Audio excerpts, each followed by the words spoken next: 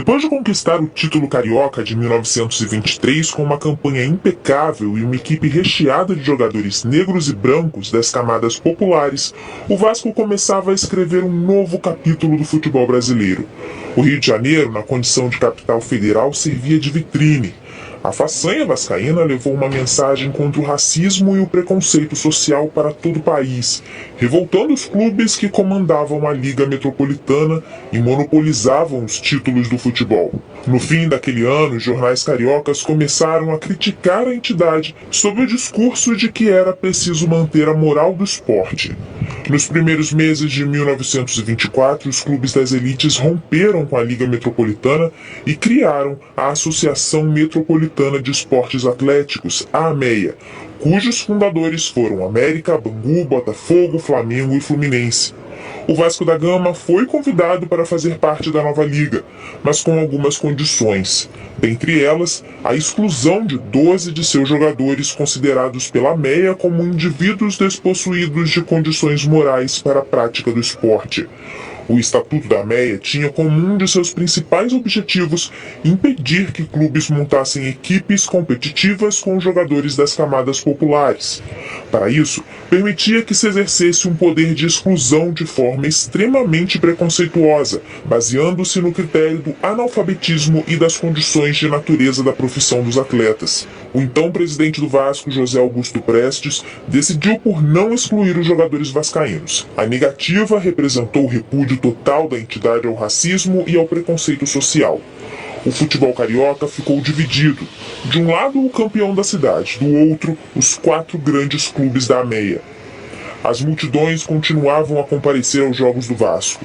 Retornando para a Liga Metropolitana, o clube conquistou mais uma vez o campeonato carioca, e de forma invicta. Por ser o time que somava mais pontos nos últimos 3 anos, o Vasco ganhou a posse definitiva da Taça Constantino. Neste mesmo ano de 1924, impulsionados pela tentativa dos ditos grandes clubes em enfraquecer o Vasco, os dirigentes vascaínos já debatiam seriamente a compra de um terreno para a construção de um estádio próprio, enxergando como meio de obter total autonomia para o clube.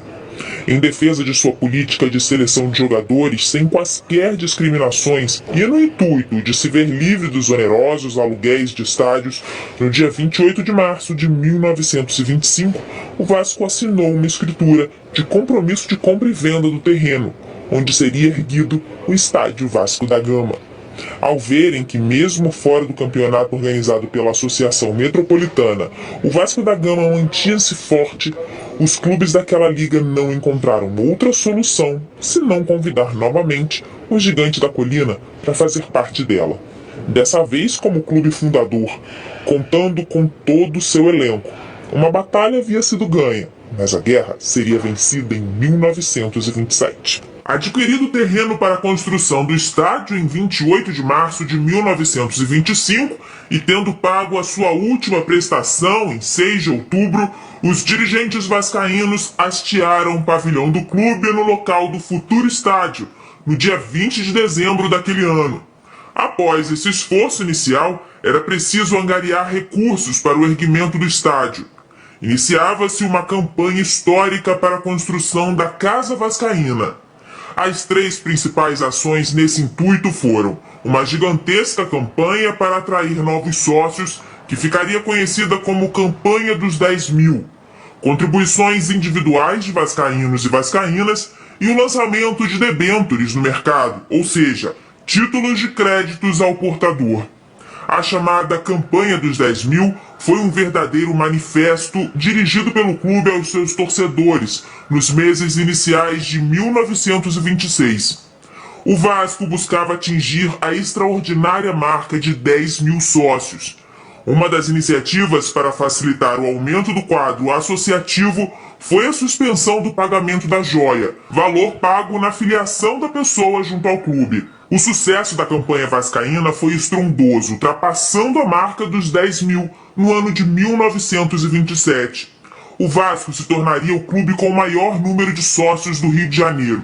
Contribuições individuais também foram atividades incentivadas. Era uma campanha nitidamente popular, com a participação de condutores de bondes, pessoal de bares e restaurantes, funcionários públicos e gente do comércio em geral. Vascaínos mais abastados também contribuíram com altos valores para a realização do tão sonhado estádio. Destaque para o comendador Antônio de Almeida Pinho, então dono da Fundição Progresso, que doou pomposa quantia financeira e materiais diversos para a construção. Somada a essas ações, houve também o lançamento de debêntures no mercado. Autorizado pelo Ministério da Fazenda, o Vasco empreendeu o maior projeto financeiro já proporcionado por uma entidade esportiva, no qual o clube pagou ao seu investidor juros de 9% ao ano. A liquidação total dos valores a serem pagos ocorreu ao final dos anos 40 do século XX. Concomitante a essas ações, no dia 17 de abril de 1926, foi assinado o contrato com a construtora Christiane Nielsen. As obras tiveram seu pontapé inicial no dia 6 de junho, com o lançamento da pedra fundamental, no qual foi inserida uma cápsula do tempo, na área do futuro estádio. Dentre outras autoridades estiveram presentes o prefeito da cidade do Rio de Janeiro, Alaor Prata, e o presidente da CBD, atual CBF, Oscar Rodrigues da Costa. O ritmo das obras foi acelerado, apesar das tentativas de dificultarem a façanha vascaína. O Vasco solicitou a importação do cimento belga, que era de melhor qualidade em comparação ao cimento nacional. Inesperadamente, a importação foi barrada. Uma surpresa, afinal, outras entidades já haviam feito esse tipo de solicitação para grandes empreendimentos e os pedidos foram atendidos. A solução encontrada para vencer esse obstáculo foi reforçar ainda mais as estruturas do estádio. Para cada parte de cimento, 2,5 de areia e 3,5 de pedra britada. Nada parava o Vasco. O clube erguia o seu gigante de concreto. Em menos de 10 meses, daria ao Brasil o maior estádio da América do Sul. Tarde de 21 de abril de 1927, o Vasco dava ao Brasil o maior estádio da América do Sul. Naquele dia ensolarado, os 40 mil torcedores que acompanharam a inauguração ficaram impressionados com a beleza e a imponência do estádio vascaíno. Em especial, a sua fachada chamava a atenção de todos. Ela foi obra do arquiteto português Ricardo Severo da Fonseca e Costa. Produzida no estilo neocolonial e ocupando cerca de 274 metros de frente para a atual General Almério de Moura, a fachada é ornamentada por desenhos em azulejos, obras de arte fabricadas pelas mãos do desenhista e pintor igualmente lusitano Jorge Colasso.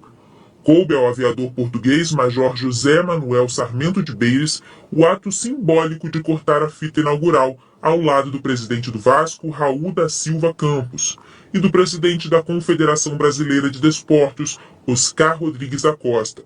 O presidente da República, Washington Luiz, também estava presente e assistiu aos eventos do dia da Tribuna de Honra.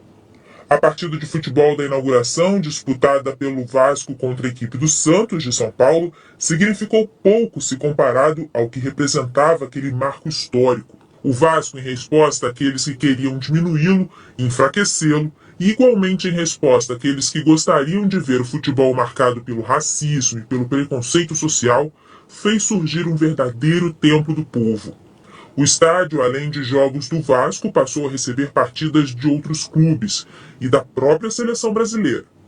Com a sua história de fundação singular e a sua utilização ao longo do tempo como palco de grandes manifestações populares e marcos importantes para o país, a Casa Vascaína escapou da serventia tradicional de arena esportiva e se colocou, no decorrer de sua gloriosa existência, como parte da história política, social e cultural brasileira, tornando-se um verdadeiro patrimônio nacional.